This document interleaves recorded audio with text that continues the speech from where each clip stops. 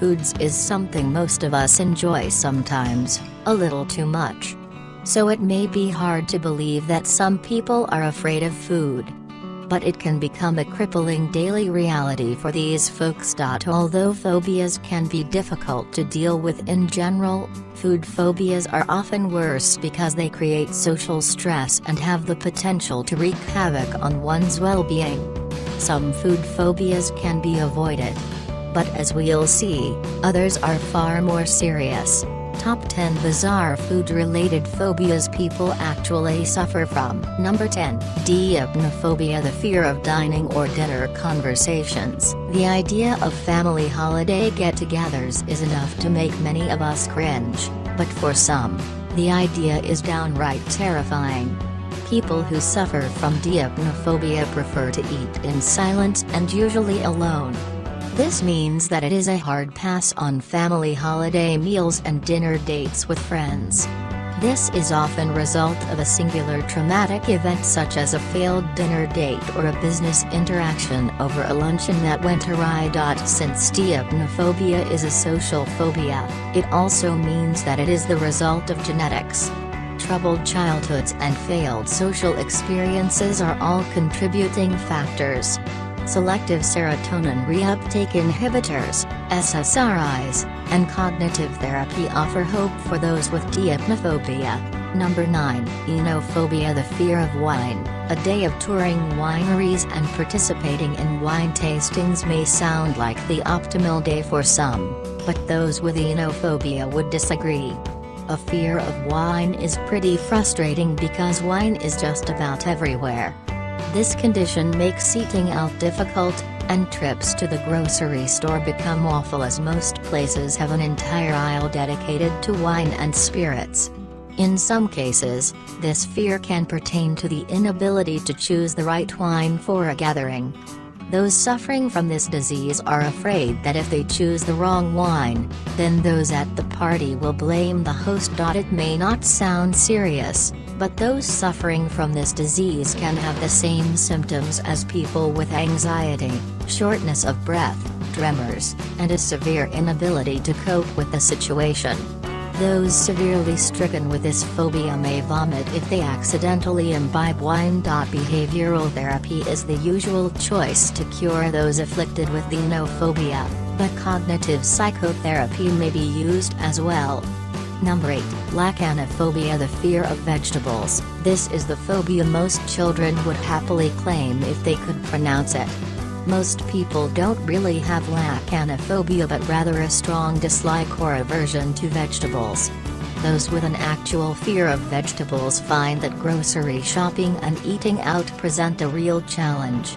Just the sight of produce can induce shortness of breath and nausea for those who suffer from lacanophobia. Eating a balanced diet can be difficult as starchy foods and sugars often act as replacements for side dishes. While most of us can agree that cake and pasta are far more fun than broccoli and leafy greens, the vitamin deficiencies and other potential dietary issues that can stem from lacanophobia make it a far more threatening condition than it may appear. Number 7. Magiocophobia, the fear of cooking. No one likes scraping their latest culinary experiment off their cookware, but for those who suffer from magiocophobia, this is the nightmare scenario that keeps them out of the kitchen. Ranging from avoidance of the kitchen to a collection of takeout menus stuffed in a drawer to panic attacks and anxiety at the very thought of cooking, this can be a very expensive problem. Magiocophobia is a social phobia that can take many forms. Some are terrified of the idea of giving people food poisoning or conjuring up an inedible entree. Others are concerned about plating issues. The idea of serving up ugly food overwhelms them entirely and makes it impossible to cook. Still others fear the idea of getting cuts or burns while cooking. Whatever the underlying fear is, it can completely destroy a person's ability to function in the kitchen. Eating out or ordering in is a lifestyle for those with severe cases. Those with milder cases can eat sandwiches and microwave entrees to fill in the gaps. Number 6. Arachobotrophobia, the fear of peanut butter sticking to the roof of the mouth. This is an incredibly specific fear and perhaps the easiest phobia on this list to deal with. Simply don't eat peanut butter. The terror comes from the idea of possible suffocation from eating the sticky sandwich spread. But sufferers don't have problems with seeing peanut butter or being around it, which is definitely a perk if you live in America where peanut butter is a pantry staple. This phobia has many degrees of severity, which depend upon the individual. Symptoms can range from agitation to panic and anxiety. It also may manifest into terrifying physical symptoms that range from a nervous sweat and irregular breathing to shaking, irregular heartbeat, and choking. Even though people with arachobotrophobia know that their fear is baseless and irrational, it doesn't seem to help. The fear creeps in regardless. Though horrible, this fear is easy enough to avoid.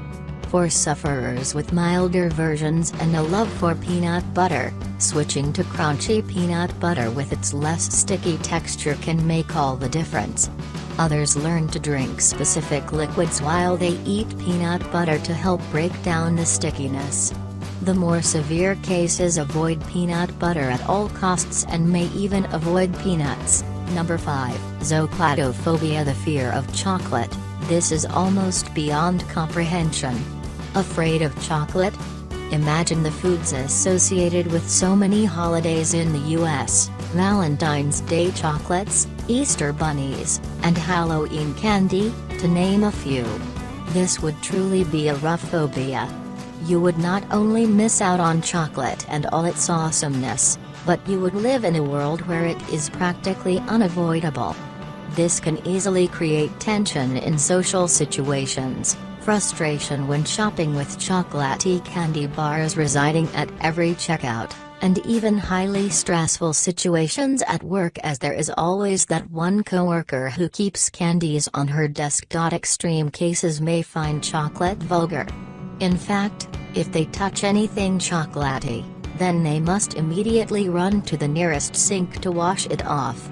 Number 4. Orthorexia, the fear of eating food that is not pure. Okay, so orthorexia is not officially an eating disorder. Yet the number of patients exhibiting an obsession with eating healthy is growing. A physician describing his own relationship with food first coined the term orthorexia in 1997. Too much healthy eating doesn't sound like a bad thing, but these people take it to the extreme.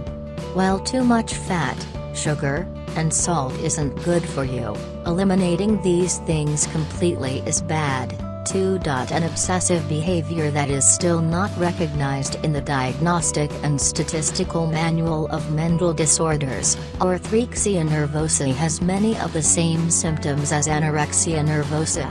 While those with anorexia worry about the quantity of food they consume, those with orthorexia obsess over the quality. Orthorexics are so concerned with the purity of their food that they tend to restrict their diets in unsafe ways.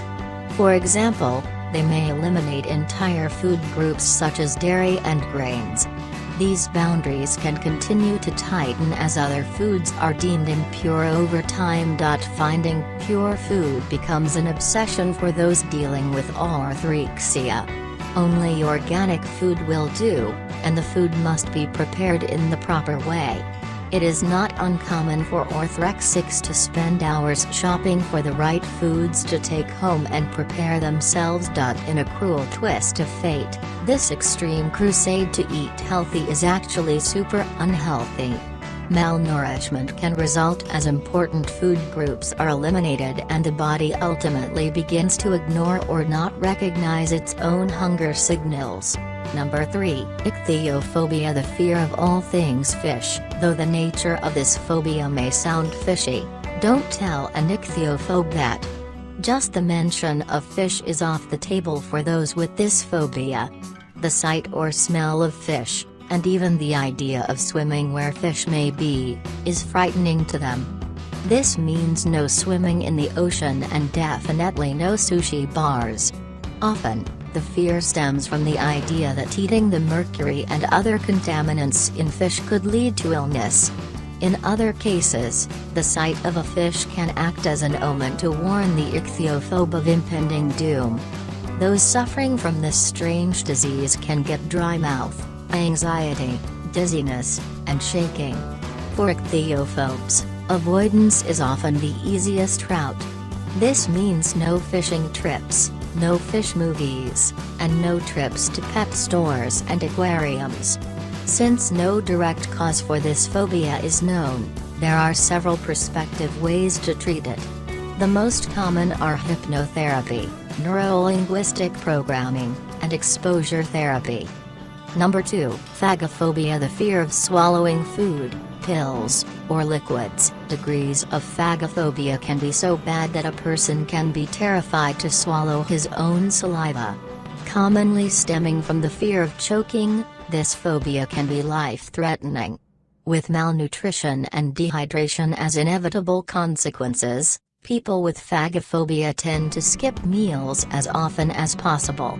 When they absolutely have to eat, they use workarounds such as overchewing and avoiding certain textures. Phagophobia is a notoriously difficult fear to contend with. In many cases, it feels like there is something stuck in the throat. But when people with this phobia go to the doctor, nothing is found. The sensation is persistent, but in all actuality, that is all it is, a sensation. There's nothing actually there. It is hard to imagine not being able to sustain yourself due to crippling terror. Then you seek help only to find that most healthcare professionals can't pinpoint what is wrong. This has to be a truly awful way to live.